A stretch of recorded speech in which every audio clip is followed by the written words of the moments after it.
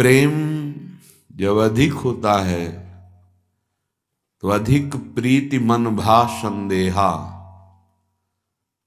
तत्काल उसको ऐसा लगता है क्या हमसे कोई त्रुटि हो गई, हमारे प्रेमास्पद कैसे रूठ गए।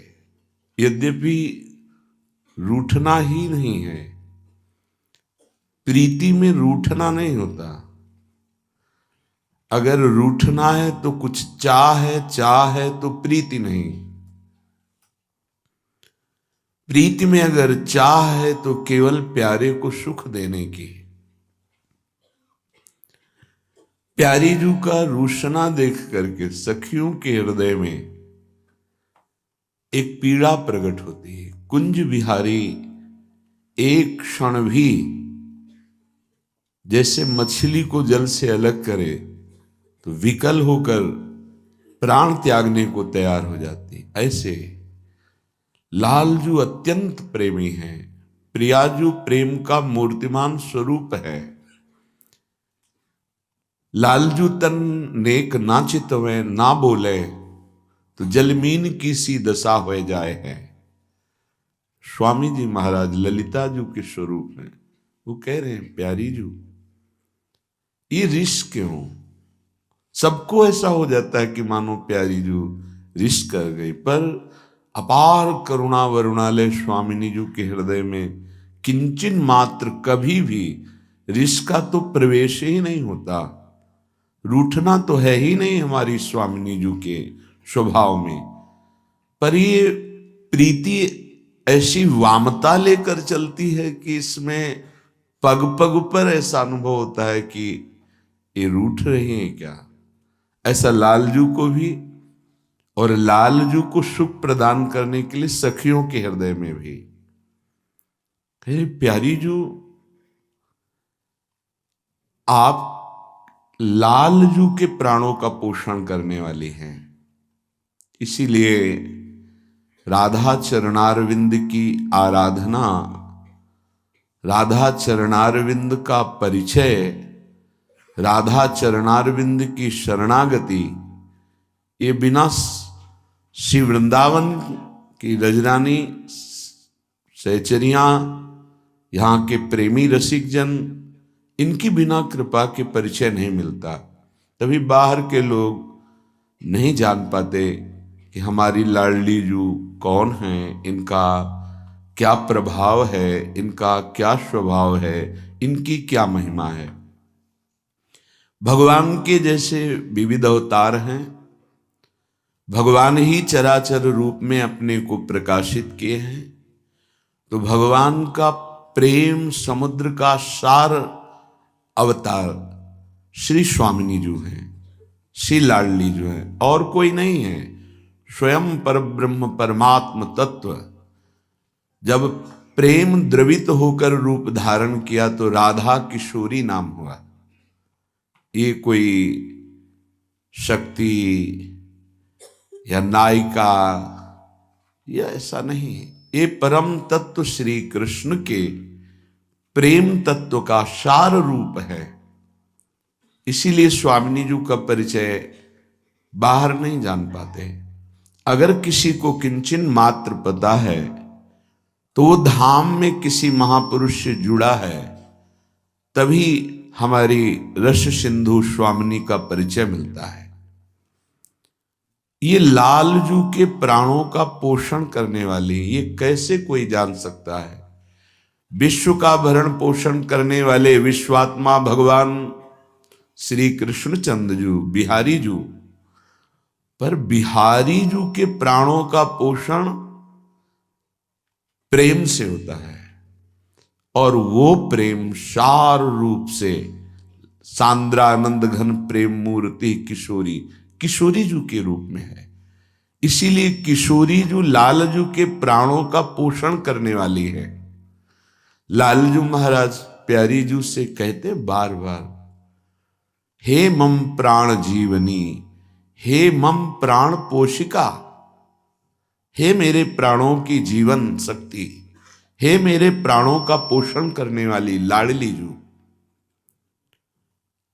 स्वामी हरदास जी कह रहे, प्यारी जू आप कुंज बिहारी जू की प्राण पोषिका हो, और वे आपके श्री मुखारविंद की तरफ देख रहे हो। आप ज्यों ज्यों अपनी दृष्टि नहीं दे रहे, त्यों त्यों उनका जीवन कठिन होता जा रहा है। कितना अगाध प्रेम, शून्य अभूत भूतल पर जोरी, अति अनुपम अनुराग परस्पर, शून्य अभूत भूतल पर जोरी। प्रेम का उज्जवल स्वरूप श्री वृंदावन धाम। स्वामी जी महाराज कह रहे हैं, ज्यों ज्यों तोको गहरू, त्यों त्यों मोखो व्यथारी साधे साधे। आपको पता नहीं स्वामिनी जू, लालजू की व्यथा को देखकर हम सखियां व्यथित हो रही हैं। प्यारी जू, आपका बोलना, आपका चितवन, आपका मुस्काना लालजू सहित हम सब सखियों के प्राणों का पोषण करने वाला है। आप कुछ आधे आधे से वचन बोलती हैं, इससे लगता है कि आप ऋष में हैं।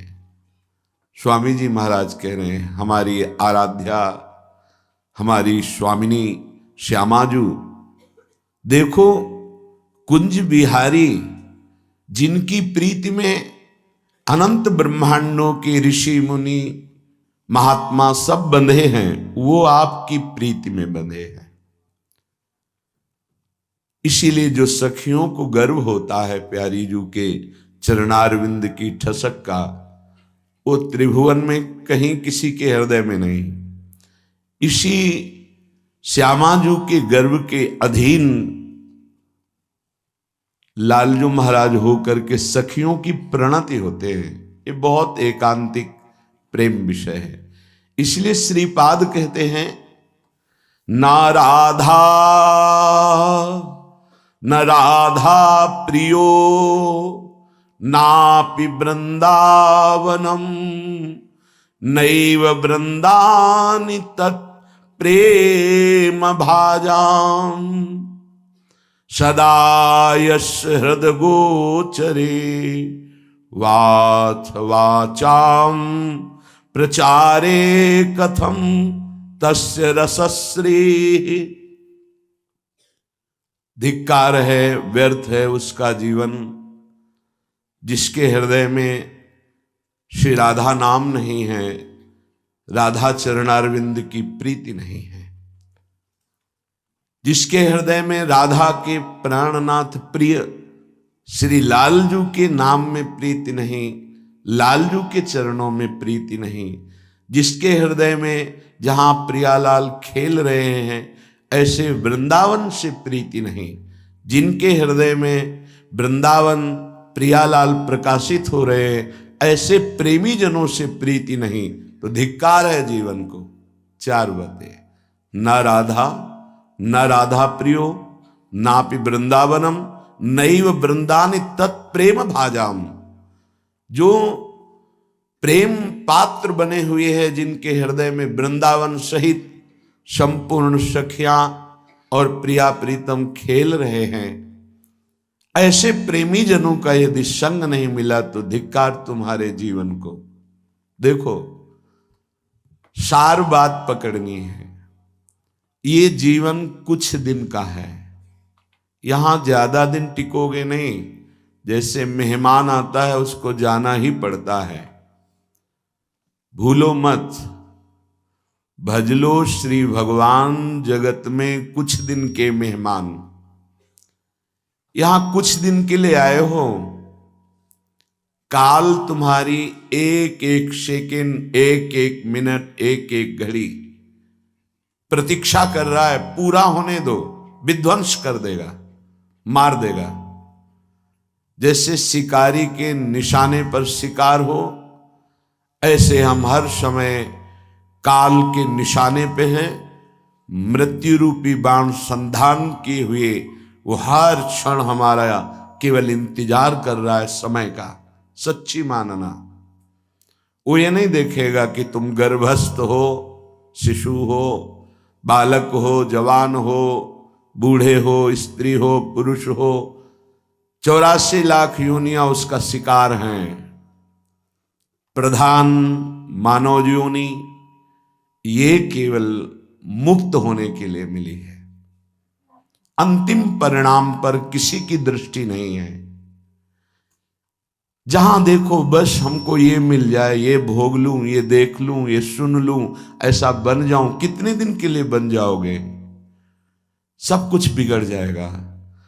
यदि तुम्हारे हृदय में श्री लाडली जू का नाम नहीं, लालजू के चरणों की प्रीति नहीं, लाडली लाल के प्रिय धाम महामहिम सर्व पापनाशक सर्व सुखदायिनी वृंदावन की भूमि से प्रीति नहीं, वृंदावन प्रिया प्रीतम के अनुराग में डूबे हुए ऐसे प्रेमी महात्माओं का संग नहीं, तो तुम्हारा जीवन व्यर्थ है। धिक्कार है तुम्हारे जीवन को कि इतना दिव्य मानव देह मिला जिसे दुर्लभो कहा गया। ऐसे दुर्लभ मनुष्य देह से तुम क्या करते रहे?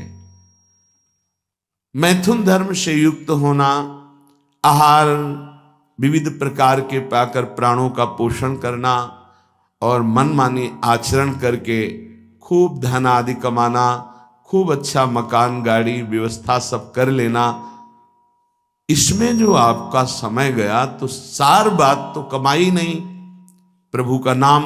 तो जब शरीर छूटेगा तो सब छूट जाएगा। तो आपका 50 वर्ष 100 वर्ष जो मनुष्य देह मिला उसमें क्या आपके हाथ लगा? ये विचार नहीं आता माया के कारण। बार बार माया विस्मृति के गर्त में डालकर बस भोगों में समय नष्ट करती है।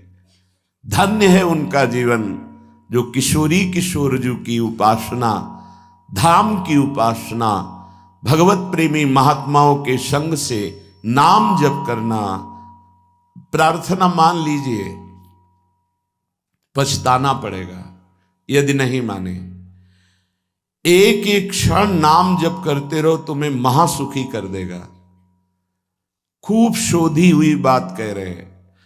जो नाम से विमुख है, भगवत चरणारविंद का आश्रय नहीं लिए, तो कोरा पाखंड आडंबर नाटक देखने को मिलता है। सत्य अध्यात्म एक बिंदु भी नहीं है।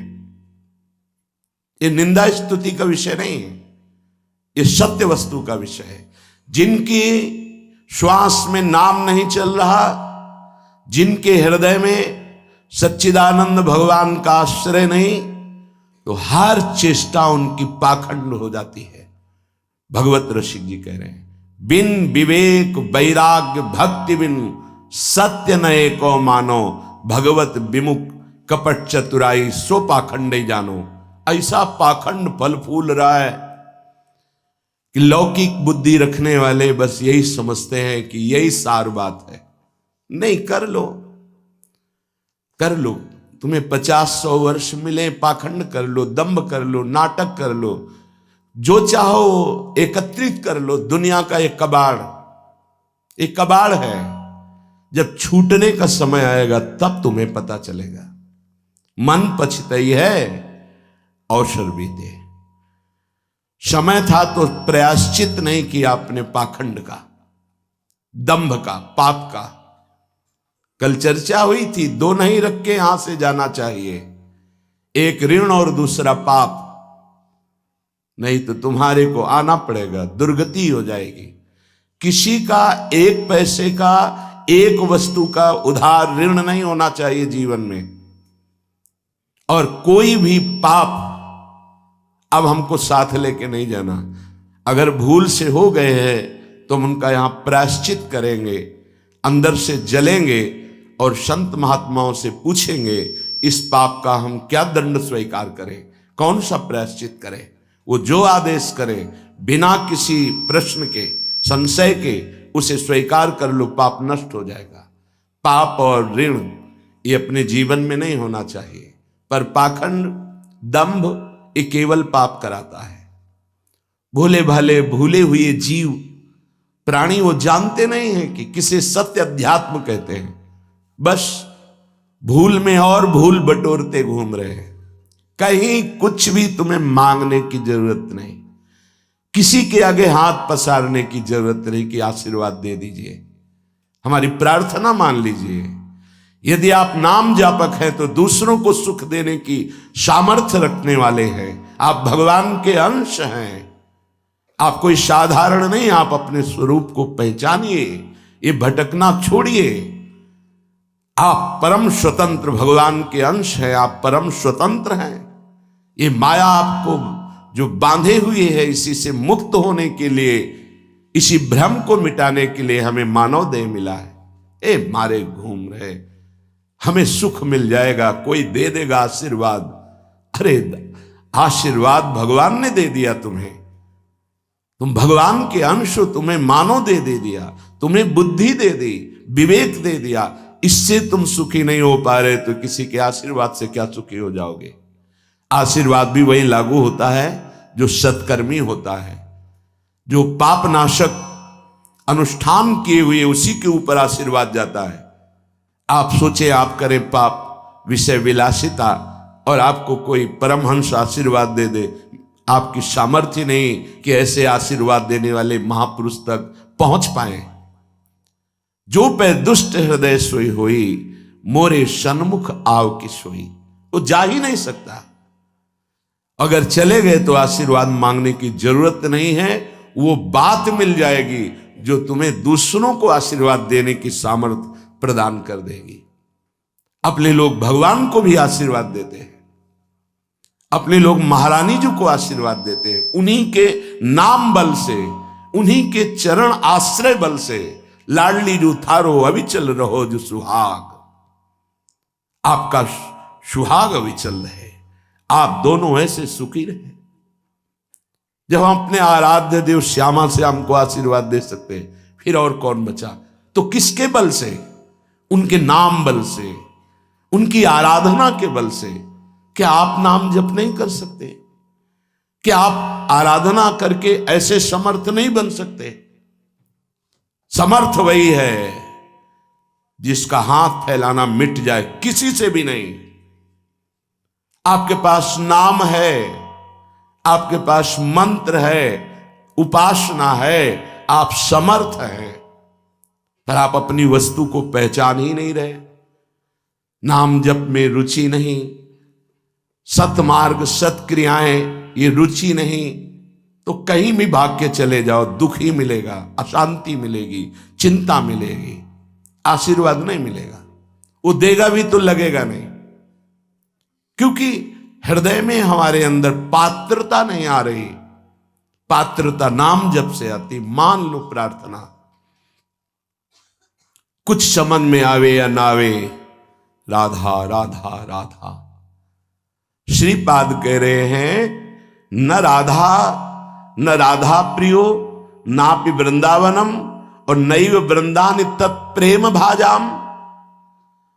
प्रेम भाजाम जो प्रेम पात्र बन चुके हैं, जिनके हृदय में वृंदावन प्रकाशित हो चुका है, प्रिया प्रीतम खेल रहे हैं, ऐसे महापुरुषों का संग नहीं, वृंदावन का आश्रय वास नहीं, और प्रिया प्रीतम की उपासना नहीं, तो तुम्हारा जीवन धिक्कार। किस काम का जीवन?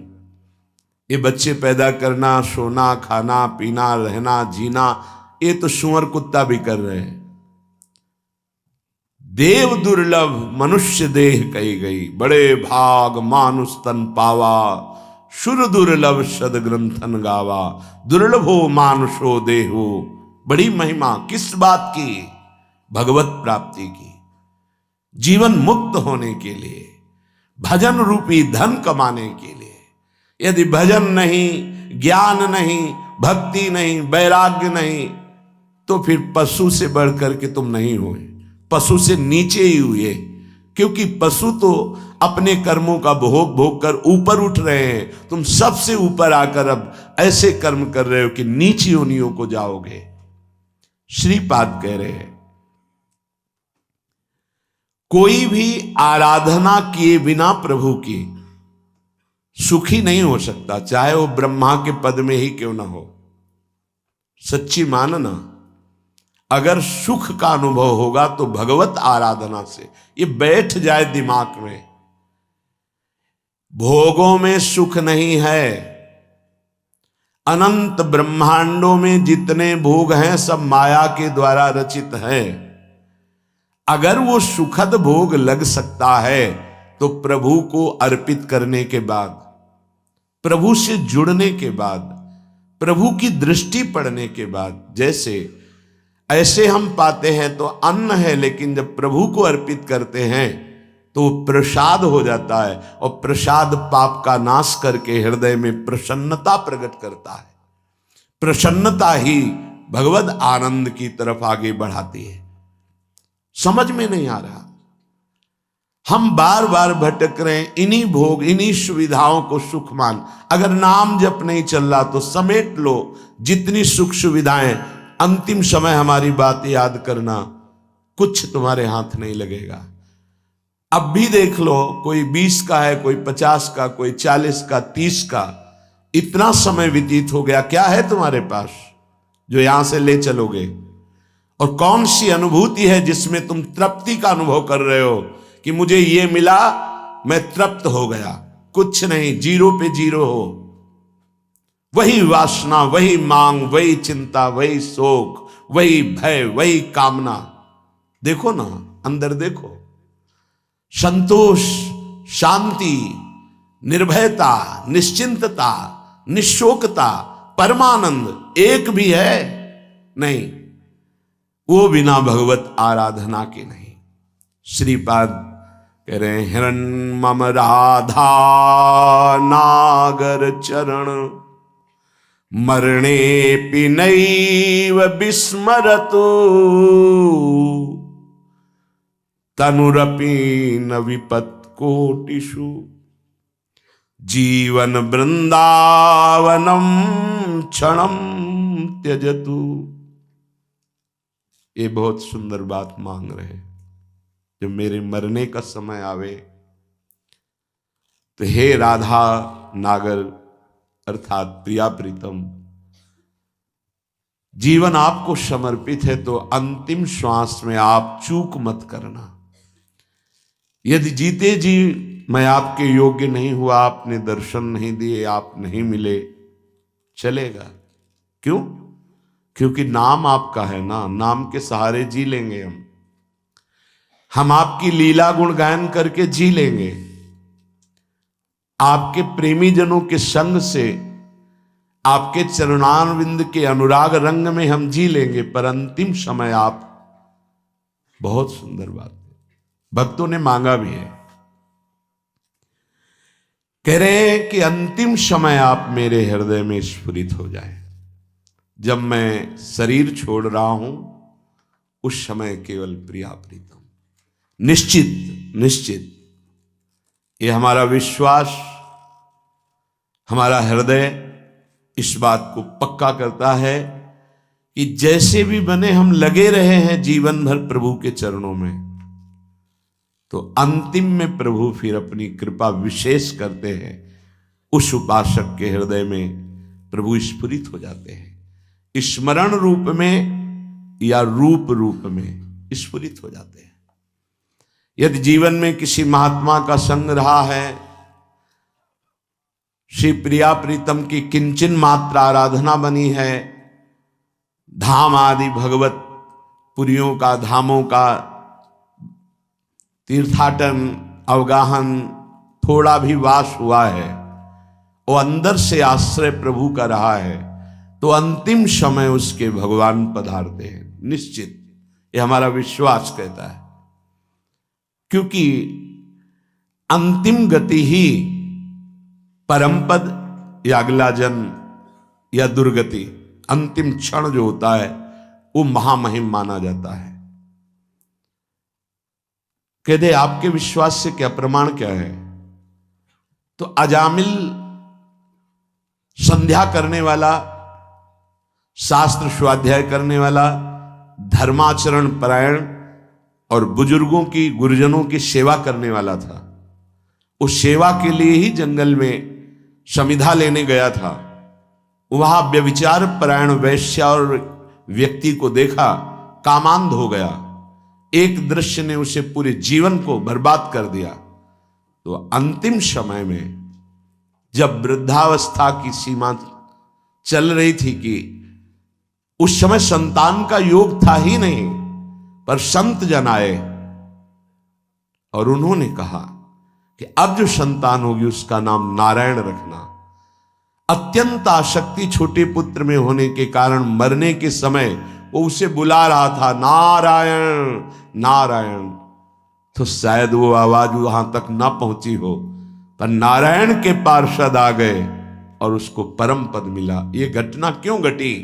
क्योंकि धर्मात्मा था, वो अच्छे आचरण करने वाला था। कुसंग से भ्रष्ट हो गया तो क्या हुआ?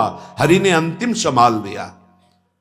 तो जो अपने जीवन में प्रयासरत है कि नाम जप करूं, जीवन में प्रयासरत है कि हमसे कोई पापाचरण ना हो जाए, जीवन मेरे जीवन धन प्रभु के लिए है, तो ये हमारा विश्वास है अंतिम उसका बहुत मंगलमय होगा। जो जीवन में मनमानी आचरण करता है, पापाचरण करता है, ढेर सारी वैभव समेट लिया, पर मरोगे तो कुछ साथ नहीं जाएगा। वो अंतिम समय जो तुम्हारी दुर्गति होनी वही तुम्हारे दिमाग में आ जाएगा और तुम उसी को प्राप्त होगे। और ऐसे फव्वारा जैसे खून कैसे उठते, किसी को समझ में नहीं आया। सामने एक बूढ़ी माई थी, दौड़ के गई, लिपट गई, 5-6 गड़ा से मार चुके थे। अब कोई समझ ही नहीं पाया कि मतलब हो क्या रहा। काल का खेल देखो, वो सब आसपास, मतलब सब ऐसे ही। तत्काल माई ने, बूढ़ी माई ने उसको वश में किया, बूढ़ी माई ने। सब लोग उसको, फिर जो लीला, बाबा को एक इंजेक्शन लगाया गया कि अंतिम समय वो चेतना जागृत। ओ बस क्या पूरे जीवन तप ज्ञान की मूर्ति, अंतिम लीला कैसे जा रहे। पूरे जीवन मां मां मां पुकारते हुए रामकृष्ण पर, अंतिम गले में कैंसर, विविध प्रकार की पीड़ाएं, ऐसी महाभाव दशा में पूज्य भाई जी अंतिम समय में, जिनका आखिरी जन्म होता है बड़ा, तो उसी लिए ये ब्रह्मबोध संपन्न महापुरुष हैं, जीवन मुक्त महापुरुष हैं, प्रेमी महापुरुष हैं। क्या इनकी महिमा वर्णन करे, पर ये हमारे लिए कह रहे हैं, हम सबके लिए। क्योंकि ये जो मांग रहे हैं ये तो प्राप्त है इनको, हर समय लीला में प्रवेश है इनका। इनको श्यामा श्याम की आखिरी दर्शन की आकांक्षा नहीं, क्योंकि इनकी आखिरी जीते जी हो गई। शरीर राग मुक्त भाव दे से अपने प्रिया प्रीतम के पास कोई आवश्यकता इस बात की मांगने की नहीं है। ये अपने लोगों के लिए कह रहे हैं कि हमें प्रार्थना करनी कि मुझे पता नहीं है कब मेरा अंतिम समय हो। हे प्रियालाल, ये हम बहुत बड़े महापुरुष की बात कह रहे हैं जो बहुत साधन परायण थे। काशी में मुझे बहुत आश्चर्य हुआ, ऐसे सब संत महात्मा घेरे हुए हैं, मध्य में वो लेटे हुए हैं। तो उनसे पूछा, स्वामी जी इस समय आपकी गति कहां है? ये चंद्रलोक नहीं, ये तो चंद्रमंडल के अंतर्गत जो चंद्रलोक है, जहां ये सूर्य लोक से भी ऊपर है। सूर्य को क्रॉस कर सके केवल दैवी शक्ति संपन्न जो त्रिगुणातीत हैं, उन महापुरुषों की, जो शुद्ध सात्विक शरीर वाले हैं, वो जो देवलोक का अतिक्रमण करके भी आगे बढ़ते हैं।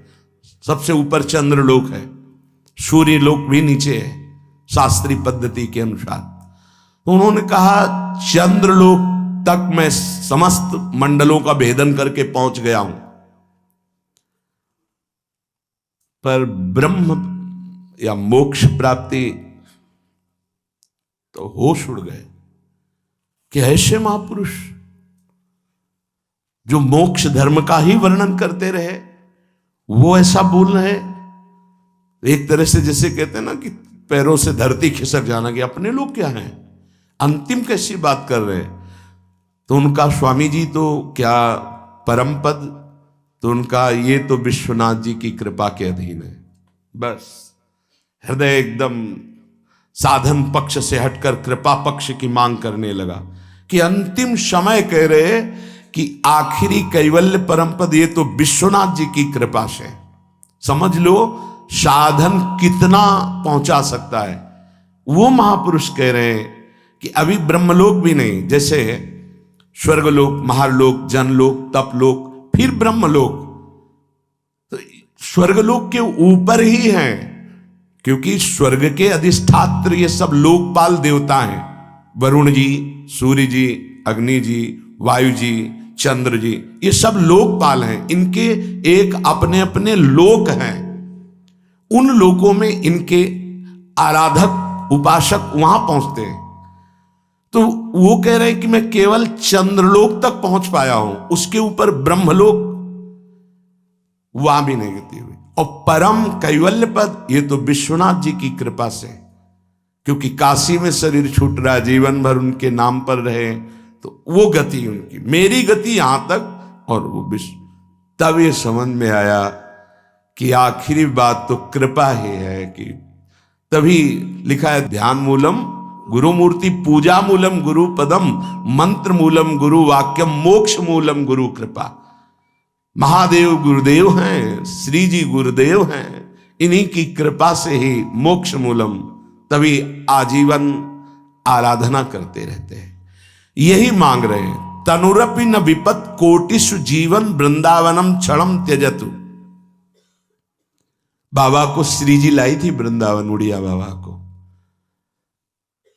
कई दिन से भूखे थे, एकांत में ब्रह्म चिंतन में बैठे हुए थे, शरीर भूखा था। पहुंच गए लाडली लाल बच्चे के रूप में संध्या काल के बाद। और बाबा, मैया ने कहा है कि कोई संत भूखे बैठे हैं, रोटी पाएगा।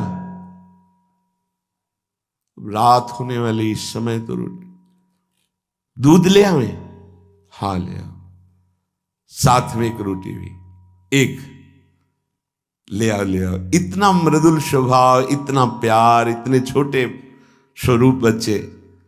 बाबा आश्चर्यचकित हो रहे थे कि संध्या हो रही, इस समय बच्चे बड़ा ऐसे, पहले कांसे का लोटा चलता, उसमें पका हुआ दूध, एक रोटी पाई, एक और दूध पिया, एक परमानंद की अनुभूति, विशेष उनके हृदय में अद्भुत आनंद। फिर एकदम चिंतन किया कि यहां कौन सा गांव नजदीक है। तो विरक्त महापुरुष उठे, काफी दूर खोजते, एक व्यक्ति मिला, बोले हाँ गांव नजदीक कोई है? बोले 10 किलोमीटर आसपास कोई गांव नहीं। अच्छा ठीक है। बैठे एकांत में आकर जो चिंतन किया तो देखा प्रिया प्रीतम। बोले ठीक है, अब आपका बुलावा आ रहा है तो हम आ रहे हैं आजीवन वृंदावन के लिए। देखो अंतिम यही लीलापूर्ण, बड़े करुणा में खींच लेते हैं, आओ खींच लेते हैं। तुम्हारा पवित्र हृदय हो गया है, बहुत तप किया है, आओ मैं तुम्हें परम पद प्रदान करती हूं। बड़े कृपालु श्री प्रियालाल। एक चीज ध्यान रखनी है, तनुरपि न विपत कोटिषु, करोड़ों प्रकार के संकट आ जाए तो भी छोड़ना नहीं, ये अंतिम बन जाएगा। जिनको अखंड वृंदावन वास मिल गया है सावधान होकर सुने, और जिनको नहीं मिला है तो आश्रय ले लें। कई बार चर्चा की, रजरानी चरणामृत साथ है, वृंदावन का आश्रय है, और वाणी जी साथ है, तो जहां शरीर छूटेगा, जैसे भारतीय सैनिक राजकीय विभाग का कहीं भी शरीर छोड़े, भारत के आज्ञा के अनुसार, सरकार की आज्ञा के अनुसार गया हो, तो तिरंगे पे ही स्वागत होते हुए उसको भारत ही लाया जाएगा। ऐसे ही हम वृंदावन प्रिया प्रीतम के उपासी, कहीं भी शरीर छूटे, आप सम्मान पूर्वक श्रीधाम वृंदावन लाडली जी के महल में ही आएंगे, विश्वास कर लीजिए। आश्रय और वास दोनों समान है, यदि दृढ़ आश्रय हो, जैसे पतिव्रता का पति का दृढ़ आश्रय, तो त्रिभुवन में अपार सामर्थ्यशालिनी होती, जैसे अनुसुईया जी और सावित्री जी आदि महामहिम पतिव्रताओं का वर्णन। ऐसे हरिवंश प्रतिव्रत है जिनके, सुख संपत्ति दंपति जो जिनके, हा हरि रा राधा बा वृंदावन सा सहचरी, वृंदावन में विराजमान सहचरियों के मध्य में प्रिया प्रीतम का व्रत जिनके हृदय में है, कहीं भी अगर उस संयोग बसात है तो शरीर छूटेगा तो हमारे प्रभु से दूर नहीं है, वो अंतिम समय उनको ले आएंगे। हमारा अंतिम बन जाए इसी प्रयास में रहते हैं। श्रीपाद करें तनुरपि न विपत कोटिषु, करोड़ों तुम्हारी विपत्तियां आकर के घेर ले जीवन में तो मत छोड़ना वृंदावन, क्योंकि अंतिम समय हमारी स्मृति कहां होगी हमें पता नहीं, पर धाम अंतिम समय यदि मिल रहा है तो सीधे भगवत प्राप्ति है। और ऊपर की पंक्ति में कहा हृण्मम राधा नागर चरणम मरणे पि नैव विस्मरत। दो बातें कही है, एक है पहली वाली आश्रय की, शरीर वृंदावन में नहीं है पर आश्रय वृंदावन का है, उपासना करते रहे हो प्रिया प्रीतम की, तो अंतिम समय जहां भी तुम होगे तो ये युगल बड़े करुणामय है, बहुत करुणामय जोड़ी है प्रिया प्रीतम की। ये खेलते खेलते अपने वृंदावन के सहित आपकी दृष्टि पथ में आ जाएंगे, हृदय में आ जाएंगे, पक्का आ जाएंगे। विश्वास करो और भावना दृढ़ रखो। आशा बंधा समुत्कंठा नाम गाने सदा रुचि, दृढ़ आशा कर लो कि इस जन्म में तो प्रिया प्रीतम मिलेंगे ही, चाहे अंतिम श्वास में क्यों न हो, और उत्साह सहित नाम जप करते रहो। दूसरी पंक्ति है अखंड वृंदावन वासी की, पहला है आश्रय की, हृण्मम राधा नागर चरणम मरणे पि नैव विस्मरतु। कहीं भी हो यदि मेरा अंतिम समय हो तो हे प्रिया प्रीतम आप स्मरण बन करके हमारे हृदय में जागृत हो जाना, आपके गोरे सांवले चरणारविंद हमारे हृदय में स्फुरित हो जाए। दूसरे में अखंड वृंदावन वासी के लिए तनुरपि न विपत कोटिषु जीवन वृंदावनम क्षणम त्यजतु। चाहे करोड़ों विपत्तियां आ जाए वृंदावन नहीं छोड़ूंगा, एक क्षण के लिए भी नहीं छोड़ूंगा। सही मानना, सब विधान उनकी तरफ से बन जाता है। श्रीपाद कहे तनुरपि न विपत कोटिषु जीवनम वृंदावनम क्षणम त्यजतु। अगर तुम्हें वृंदावन मिल गया है तो अब तुम छोड़ने वाली बात मत लाना, चाहे प्राण निकल जाए। एक दिन तो निकलेंगे ही, हमारे प्रेम में कलंक नहीं लगेगा, हम वृंदावन को जीवन दे चुके हैं। देखो इस जीवन का परम लक्ष्य भगवत प्राप्ति। जिनको माया बावरा बनाए हुए उनको ये समझ में नहीं आएगा, उनको यही समझ में आता है कि बस जितना हमारे पास खान पान भोग सामग्री खूब भोग ले, जीवन का यही रहस्य है। वो मंद बुद्धि अपना सर्वनाश कर रहे हैं, वो जान नहीं पा रहे कि जीवन का उद्देश्य क्या है, मैं आया किस लिए हूं, मैं कौन हूं और किसका हूं, कुछ समझ में नहीं आ रहा, बस बहे चले जा रहे हैं प्रवाह में। उपासक सावधान। पूज्यपाद शिवड़िया बाबा जी महाराज कहते हैं ये 8 बातें भगवत भक्त अपने जीवन में जांच ले कि है कि नहीं है, अगर ना हो तो धारण कर ले। पहला है संत महापुरुष आपके जीवन में है कि नहीं, ये जांच करनी है। देखा है हमने, अगर किसी संत को आदर्श मानकर आप नहीं चल रहे हो तो दिमाग को खसकते हुए देखा, खसक गया है दिमाग। वो मनमानी आचरण केवल सिद्ध बनने के लिए कर रहे हैं। उनके आचरण ऐसे कि भोले भाले लोग ये समझे कि ये तो सिद्ध है। और जानते हो सिद्ध किसे कहते हैं? ब्रह्म भूता प्रसन्नात्मा न सोचति न कांक्षति समः सर्वेषु भूतेषु मद भक्तिम लभते पराम निर्माण मोहाजित संग दोषा अध्यात्म नित्या विनिवृत्त कामा द्वंद्व विमुक्ता सुख दुख संगई गच्छन्त मूढ़ा।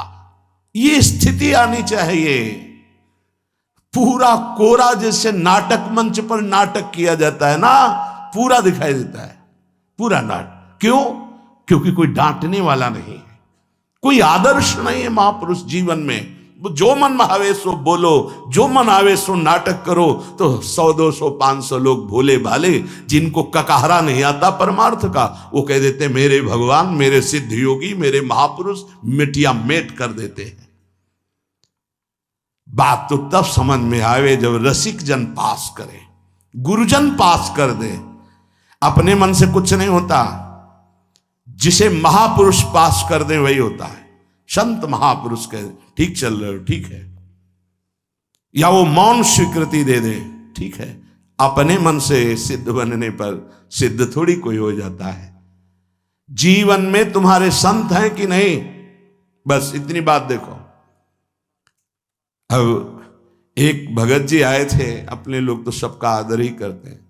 उनका दिव्य रूप से हनुमान जी हमारे सामने प्रकट हुए थे। सच्ची बात कह रहे हैं, जिस समय दिव्य रूप हनुमान जी ने धारण किया तो हनुमान जी महाराज के ही भाई पवन पुत्र भीम कंपायमान थे। भीम जैसे हनुमान जी वैसे भीम, बड़े बड़े पर्वतों को अपनी टक्कर से चूर करने की सामर्थ्य रखने वाले। अभी पैदा ही हुए थे भीम और गोद में लिए हुए माता कुंती चल रही थी। अचानक सिंह निकला, दहाड़ हुई तो गिर गए भीम। तो जो जिस चट्टान पे गिरे चकनाचूर हो गई चट्टान, और उस आवाज से भयभीत होकर भाग पड़ा सिंह। अभी गोद में बच्चा थे। वो भीम जिस समय प्रार्थना की कि भैया मैं तुम्हारा वो दिव्य रूप देखना चाहता हूं, तो उनका काहे को तुम व्यर्थ में ऐसा तुम नहीं देख पाओगे। तो उनका हमारी लालसा है, आपका छोटा भाई हूं। तो पट्टहास किया हनुमान जी का वो दिव्य रूप कि कंपायमान होकर कह रहे थे, हे वायुपुत्र, हे पवन पुत्र, तुम अपने रूप का संवरण करो, मेरी सामर्थ्य नहीं। और वो व्यक्ति ऐसे कह रहा, मैं दिव्य हनुमान। हम कह रहे पाखंड मत करो, ठीक से चलो तो ये सब भगवत स्वरूप अनुभव में आ जाएंगे। ठीक से चलो, बड़ा विचित्र स्वरूप है। जब तक जीवन में कोई संत नहीं तो हम ये देख रहे हैं कि वो जीवन या तो पाखंड में सकिल जाएगा और या तो व्यर्थ के चिंतन में फंसा हुआ अपने को मान लेगा कि मैं सिद्ध हूं। आपका शब्द, आपकी दृष्टि, आपकी चेष्टा, तस्मा शास्त्रम प्रमाणम ते, तब सिद्ध माना जाता है। बहुत सिद्धों के दर्शन हुए, गंगा किनारे सिद्धों का हमने कभी नहीं देखा ऐसा प्रमादी। सिद्ध प्रमादी नहीं होता। 95 वर्ष की आयु पूज्य स्वामी श्री ओंकारानंद सरस्वती जी महाराज 4 बजे एक अपने निज जन से कहते, वो स्वेटर पहना दीजिए। बोले स्वामी जी अभी तो धूप है। नहीं, अंदर अभी जाएंगे, चिंतन में विक्षेप होगा, हमारे पास समय नहीं, डाल दो शरीर में। अब इसका एक साधारण शब्द हुआ, इसका प्रभाव इतना पड़ा कि इतनी अवस्था में इतने चिंतन परायण की स्वेटर पहनना है ये स्मृति बाधा ना पहुंचा पावे, डाल दो शरीर में।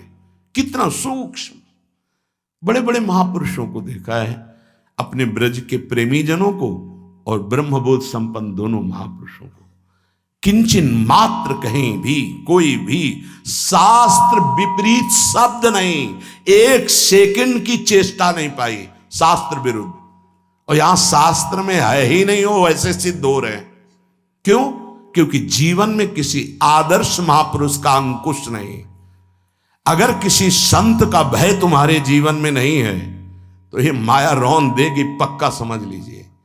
कोई महापुरुष तुम्हारे ऊपर अंकुश लगाने वाला हो तो इसीलिए जो देहाभिमानी जी होते हैं भाग पड़ते हैं, क्योंकि उनकी सिद्धावस्था में वो बाधा पहुंचाएंगे।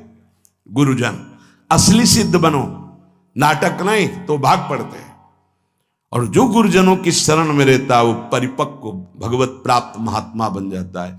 इसलिए पूज्य बाबा कह रहे, पहला किसी महापुरुष का अनुशासन है कि नहीं। प्रगट में अनुशासन जरूरी है, प्रगट में अनुशासन जरूरी है। नारदानंद सरस्वती जी महाराज नैमिषारण्य के पीछे आए थे, कुछ परिक्रम उन्होंने बताया। अब वो पधार गए जो वहां के अधिकारी बनाए गए, विवेकानंद जी। नए वस्त्र धारण करके आगे, सदुवई में मना है। यदि ऊपर का नया वस्त्र हो तो नीचे का पुराना और मलिन होना चाहिए। अगर नीचे का तो फिर ऊपर का पुराना मलिन, मैच नया, क्रीच एकदम, ये सब साधुता के कुछ नियम होते हैं, साधुता की एक मर्यादा होती है। तो वो दोनों नए पहन करके आ गए, भूल हो गई उनसे। देखा शिष्य, और नैष्ठिक ब्रह्मचर्य में सफेद कपड़े पहनाए जाते, तो और वो खिले हुए ऐसे बांधे ऐसे सब, उनकी दृष्टि गई।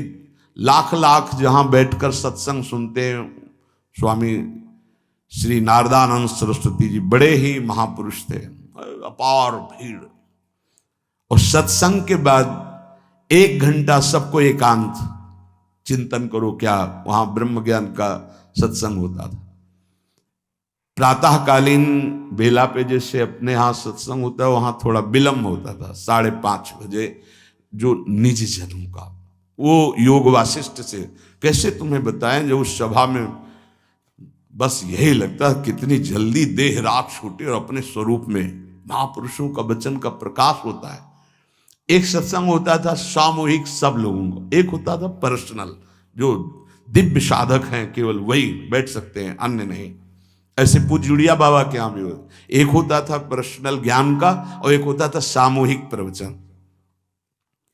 तो उस समय सामूहिक सत्संग चल रहा था, काफी सब समाज लाखों की थी। देखा दूर से, एक शिष्य से कहा गौशाला में जाओ, गोबर को गीला कर दो। उनसे कहा विवेकानंद गोबर की छवियां भर करके यहां खड़े हो सत्संग के पास, अब वहां नन नच हो नहीं सकता। और गीला गोबर तो जो 2 घंटा सत्संग हुआ पूरा टप टप ऐसे कपड़ों में, पूरी हालत बिगड़ गई। क्या था ये? संत शासन। अब दोबारा वो गलती नहीं होगी, समझाने की जरूरत नहीं, अब समझ गए कि हमसे गलती क्या हुई। संत शासन नहीं है तो ये मन बहुत विचित्र है, बहुत विचित्र है। इसीलिए पहला जो भी परमार्थ का पति को, चाहे ज्ञान मार्ग का, योग मार्ग का, किसी योग मार्ग की लौकिक ऊंचाई पर पहुंचे हुए कि गुरुदेव आए और उन्होंने कहा कि किसी कारण से शिष्य बढ़ जाए और अपने गुरुदेव की अवहेलना करे तो उसकी गति क्या होगी? उनका दुर्गति। दुर्गति, दुर्गति के सिवा उसके आगे कोई शब्द नहीं है। गुरु को पीड़ा है और शिष्य परम पद में पहुंच जाएगा? नहीं नहीं, ऐसा नहीं हो सकता। अनुशासन अत्यंत आवश्यक है। किसी भी वैभव या लोक व्यवहार या लोक मान्यता बढ़ जाने पर अपने गुरु का अपमान, गुरु की अवहेलना, तो उसकी दुर्गति पक्की। देखो, ये मन है, ये इंद्रियां हैं, ये अहम है, ये केवल गुरुदेव से ही वश में आता है, दूसरी जगह नहीं आता। क्यों? क्योंकि दूसरी जगह उत्तर देने का अवसर है। दूसरी जगह हम नहीं मानते तुम्हारी बात, लेकिन वहां ना उत्तर है और ना नहीं मानते, केवल वहां मिटना ही मिटना है। अगर ऐसा उपासक है। 5वां, मान लेने की इच्छा का त्याग करके अपने समीप जो भी आवे, छोटा बड़ा, सबको प्यार और मान देना। ये 8 अच्छे उपासक में सब लक्षण पाए जाते हैं। दूसरों को मान देने का स्वभाव रखना, चाहे छोटा बच्चा ही क्यों न हो। ये नहीं ये धनी मानी बड़ा आकर के धन राशि दे रहा है तो उसका सम्मान हो रहा है, और एक छोटा प्रणाम कर रहा है उसकी तरफ देखा भी नहीं जा रहा। नहीं, बच्चे से लेकर कोई भी, सबको एक ही प्यार की दृष्टि से देखना, भगवत भाव से देखना, अपने को मान रहित और दूसरों को मान देने का स्वभाव बना देना। 6वां, अपनी इंद्रियों को सदाचार परायण रखना। इंद्रियां ये सदैव व्यभिचार की तरफ भागती हैं। नेत्र व्यभिचार दोष, बार बार दूसरों के प्रति देखना आकर्षणकारी, कैसा भी दोष अंदर का भाव हो, नेत्र दोष। दूसरों की बातें सुनना, श्रवणेन्द्रिय दोष। वाणी से दूसरों की चर्चा करना, वाणी, ऐसे हर इंद्रिय अपने व्यभिचार में जाना चाहती है। सदाचार परायण उपासक होता है। कल की बात है, कल चिंतन हो रहा था श्रीमद् भगवद गीता जी का। अगर उपासक में सदाचार, इंद्रियों की पवित्रता नहीं है तो ढकोसला के सिवा कुछ नहीं रहेगा। ये अच्छे से समझ लो। इंद्रियों का विलास चल खुला दिखाई देता है, खुला। वो एक दृष्टि होती है, उसमें दिखाई देता है अंतर में ब्रह्म बैठा हुआ शांत मौन है और ये समझ नहीं पा रहा, केवल नाटक पे लगा हुआ है। अपना मन, अपनी इंद्रियां यदि संयम में नहीं है, सदाचार में नहीं है, तो ढकोसला ही है, आडंबर ही है, नाटक ही है, पक्का समझ लीजिए। अगर वो संयमी नहीं है, जितेंद्रीय नहीं है, मनोनिग्रही नहीं, तो अध्यात्म क्या है? क्या प्रवचन हो रहा है? किस बात का प्रवचन हो रहा है? जो अनुभव हुआ उसका हो रहा है, शास्त्र सम्मत हो रहा है। जितेंद्रियता नहीं, इंद्रिय निग्रह नहीं, मनोनिग्रह नहीं।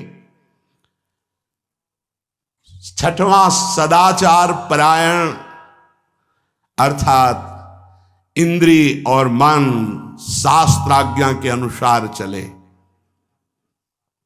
जिसका इंद्रिय मनोनिग्रह युक्त समय व्यतीत होता है भगवत चिंतन में, वो महापुरुष है। अभी वर्तमान में ही है, चिंता मत करो, स्थिति जागृत होने में देर नहीं। बंद रखो अपनी खिड़कियों को, कहीं माया की हवा ना घुस जाए। सच्ची सच्ची तुम में बहुत सामर्थ्य है, जागो। अगर झुक गए तो रौंद दिए जाओगे। एक एक बात अच्छे से समझ लो। मुस्कुरा के, प्रेम व्यवहार दिखा के, अपनापन करके फिर तुमको अधीन किया जाएगा। माया भगवती बहुत बलवती है, ऐसे करके फिर ऐसे प्रहार करती है, क्योंकि साधक बहुत प्रवीण है।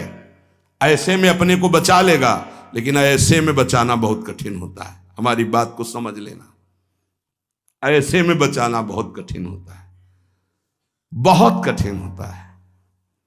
समर्पण का मिश, सेवा का मिश, अपनापन का मिश। हमारी इंद्री, हमारा मन बहुत धोखेबाज है, हमें कोई धोखा नहीं दे सकता। ये हमारा मन, हमारी इंद्रियां हमको धोखा देती है।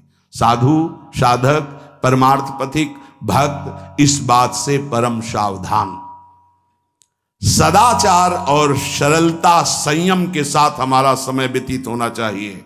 किसी के गवाही की जरूरत नहीं है, किसी के प्रमाण की जरूरत नहीं। आप खुद अपने हृदय की भूमिका को नाप लीजिएगा, कितनी ऊंचाई पर चढ़ रहे हो आपको खुद अनुभव में समझ में आ जाएगा। जो इंद्रियों का गुलाम, मन के द्वारा भ्रष्ट आचरण करने वाला है, वो कुछ भी हो, कोई भी हो, कहीं भी हो, दुर्गति शब्द से ही संबंध है।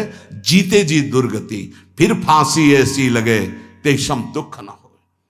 सच्ची मानना, जब गलत हो जाता है आचरण, तो अपना मन अपने को कहता है नष्ट कर दो, ये जीवन किस काम का। होश में हमारे शब्दों को ध्यान से सुनना। जब इतना गलत हो जाता है तो अपना चेहरा अपने को पसंद नहीं आता, और अपना जीवन अपने को पसंद नहीं आता, और अपने अंदर से मन कहने लगता है नष्ट कर दो इस शरीर को। फिर वो जो आगे की लीलाएं होती हैं, अच्छा ऐसा हुआ, फांसी लगा ली, जहर खा लिया, ये कर लिया, वो कर लिया। वो इन्हीं इंद्रिय और मन की फिसलन को नहीं सह पाया। अच्छा, किसी महापुरुष का शासन नहीं था, नहीं, उस चूक में भी बचत हो जाती है। एक बहुत बड़े महापुरुष के समीप रहने वाले से चूक हो गई, तो उन्होंने अपने आसन के पास आसन लगवाया। सब साधुकों ने कहा कि बहुत बदनामी होगी, क्योंकि आपका नाम आगे है और वो आपके आश्रित है, ऐसा है किसी महापुरुष के। उन्होंने कहा तुम क्या समझते हो, ये बाया है, चूक हो गई, अब इसको कभी चूक नहीं होगी ऐसा बना देंगे, कभी त्रुटि नहीं होगी, इसको ऐसा बना देंगे। और वो फिर ब्रह्मावर्त बिठूर में रहे। वो बहुत अच्छे महात्मा हैं, अब भी हैं। अगर संत का शासन है और आपसे चूक भी हो जाती है तो ऐसा बना देंगे कि दोबारा चूक नहीं होगी। पर इंद्रिय और मन को छूट देकर मनमानी आचरण करने वाला कभी साधक नहीं हो सकता, पक्का। और आप सच्ची मानना, आपकी एक बार इंद्रिय मन छूट हो गई तो जिंदगी भर दबे रहोगे, दहाड़ने लायक नहीं रहोगे। माया तुम्हारे को सदैव कोसती रहेगी, तुम्हारा हृदय जलता रहेगा। ऐसा कैसे हो गया, ऐसा कैसे हो गया। जब ऊंचाई की तरफ सोचोगे तो सामने वो अगर प्रायश्चित करके मिटा दिया है तो बात है, नहीं तो वो कर्म सामने आ जाएगा। लगेगा नहीं, हम इसी ऊंचाई लायक नहीं, नहीं हम इस ऊंचाई लायक। आपसे प्रार्थना कर रहे हैं, अगर चूक हो गई हो तो उसको मिटा दो, नहीं आगे बढ़ने में बाधा पहुंचा देगा। अपने गुरुजनों से सलाह करके उसका प्रायश्चित कर लेना चाहिए। अगर गुरुजन कर दे जाओ कुछ नहीं तो कुछ नहीं, खत्म खेल, वो निपटा देंगे, वो करुणामय है, उनमें बड़ी सामर्थ्य है। पर छठवां सूत्र, सदाचार, संयम, जितेंद्रियता, मनोनिग्रह साधक में होना ही चाहिए। जो साधक एकांत में मनोरंजन करके अपने जीवन, बड़े बड़े महापुरुष हैं, उसी मार्ग के पथी को, हम में कमी ये हो गई कि हम वैसे नहीं चल रहे जैसे चलना चाहिए। नियम पर बहुत ध्यान दीजिए।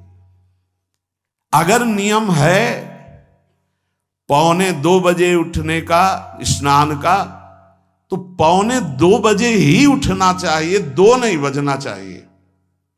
ये नियम में बहुत बड़ी ताकत होती कि आपके नेत्र फट से खुलेंगे घड़ी में तो 1:45 ही होगा।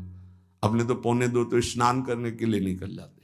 नियम निष्ठा, जप का, पाठ का, श्री जी की सेवा का, ये सब नियम, खान पान, ये सब नियम के, हमारा नियम है हम इतना पाएंगे बस, हमारा नियम हम ये नहीं पाते हैं, हमारा नियम है हम इतना सोते, इतना जगते। इस वजह साधक का नियम, नियम निष्ठा और प्रतिज्ञा पालन, इसमें चूक नहीं होनी चाहिए। इसमें चूक हो जाती है, इसलिए सुकृत नष्ट हो जाते हैं। जैसे कहा गया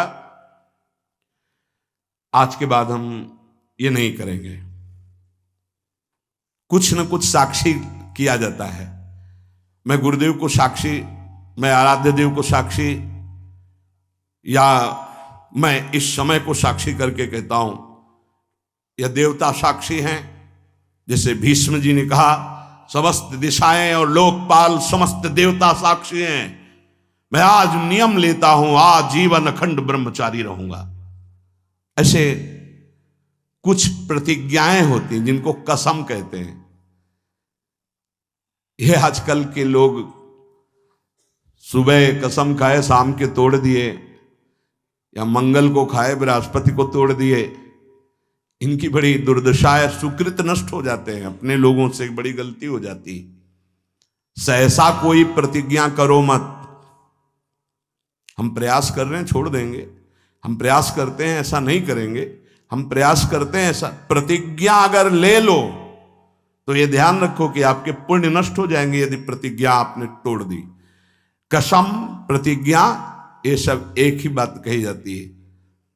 तृण छू के शपथ पूर्वक मैं कहता हूं कि आज के बाद ऐसा कभी नहीं, या सामने किसी भगवान मंदिर में आज के बाद में ऐसा, या गुरुदेव, अब तो देर नहीं लगता कसम खा लेते हैं, तोड़ लेते हैं। हमारी प्रार्थना है मत खाना कभी कसम, कसम नहीं खानी चाहिए, प्रार्थना है। आपसे कोई कहता है कसम खाइए, छोड़ दीजिए, नहीं कसम नहीं खाऊंगा, पर प्रयास करूंगा आज के बाद बिल्कुल नहीं ऐसा हो, पूरा प्रयास करूंगा। प्रयास सफल होगा फिर हम आपसे कसम खा लेंगे। अभी हमें कुछ महीने के लिए छूट दीजिए, मैं बिल्कुल नहीं करूंगा, पर कसम नहीं खाऊंगा, प्रयास कर रहा हूं। कसम ऐसे मत खाओ, प्रतिज्ञा ऐसे मत लो। यदि प्रतिज्ञा ले ली तो चाहे प्राण निकल जाए, अब नहीं, ये ध्यान कर लीजिए। अगर 3 बातें साधक में हैं तो परिपक्व अवस्था आने में देर नहीं लगेगी, 8 लक्षण आ जाएंगे। पहला, व्यवहार पवित्र शुद्ध। दूसरा, जितने नियम लिए हैं निष्ठापूर्वक निर्वाह। तीसरा, प्रतिज्ञा करिए मत, और कर ली प्रतिज्ञा तो जीवन चाहे नष्ट हो जाए प्रतिज्ञा नहीं टूटेगी। जैसे ये प्रतिज्ञा ही है वैराग्य भेष, इसमें कसम खाई नहीं जाती, स्वाभाविक कसम है। अब देख लो इसके निर्वाह का क्या जीवन होता है। ये हर समय हमको याद दिलाता रहता है कि तुम बैरागी हो, विषयी नहीं हो, तुम महात्मा हो, साधारण जीवात्मा नहीं हो, तुम भगवत मार्ग के पथिक हो, तुम सांसारिक मार्ग के नहीं हो। अब बस इस एक प्रतिज्ञा का पालन कर लो, भगवान मिल जाएंगे। ये हर समय उपदेश देता रहता है। जब भगवावस्था धारण कराया गया था तो यही कहा गया था, जब संन्यास वेश, ध्यान रखना है काषाय वस्त्र की मर्यादा को रखना। ये वेश है ये पवित्र वेश है, ये त्रिभुवन पावन करने वाला वेश है। इसको समझते रहना, ये हर समय तुम्हें जागृत रखेगा कि तुम किस मार्ग के पथिक हो। तो आज के सत्संग का जो सार सूत्र, संत महापुरुषों का आश्रय, उनका शासन स्वीकार करना, सांसारिक पुरुषों से मित्रता न करना, ना सांसारिक चर्चा संगोष्ठी करना, किसी जो हमारी निंदा कर रहा है किसी भी तरह से उसको कष्ट देने की भावना ना बनना, अपनी वाणी से कभी किसी की निंदा न करना, छोटे से बच्चे को भी मान देने का स्वभाव रखना, किसी से सम्मान प्राप्ति की इच्छा न रखना, सदाचार सरलता के साथ तुम्हारा संयम जितेंद्रियता पूर्वक समय व्यतीत होना चाहिए। प्रतिष्ठा किसी भी तरह की पद उपाधि साधक जीवन में स्वीकार न करे। आखिर निरंतर अपने लक्ष्य का चिंतन करे। इसकी पूर्ति के लिए व्यवहार शुद्धि, नियम निष्ठा और प्रतिज्ञा पालन जीवन भर तीनों, अगर ये तीनों कहीं भी फिसल रहे तो तुम पतित हो चुके हो। तभी पतित हुआ पुरुष कभी प्रतिज्ञा का पालन नहीं कर पाता, पतित हुआ पुरुष कभी नियम निष्ठा में नहीं चल सकता, पक्की दिनचर्या नहीं हो सकती। उसकी व्यवहार शुद्धि कैसे कही जाए जब पतित हो गए। देखो, और पतित को भी पावन करने का रास्ता है भगवान की शरण। अब भी आपके पास चांस है, आप अपने को भगवत प्राप्त महापुरुष बना सकते हैं, आप अपना जीवन परम कल्याण कर सकते हैं, आप जीवन मुक्त हो सकते हैं। इसलिए सच्चे अच्छे पवित्र आचरण करो और नाम जप करो, प्रभु सब संभाल लेंगे, सब भूल मिटा देंगे, सब पाप आचरण नष्ट करने की सामर्थ्य हमारे प्रभु में। अभी तक जो हुआ वो हुआ, अब हम अपने को इस गुलामी से मुक्त करें। काम क्रोध लोभ मोह मद मत्सर ये हमारे को बार बार जलन अशांति क्लेश दे रहे। अब हरि शरणम परमानंद का मार्ग हम स्वीकार करें। श्री राधा वल्लभ लाल की।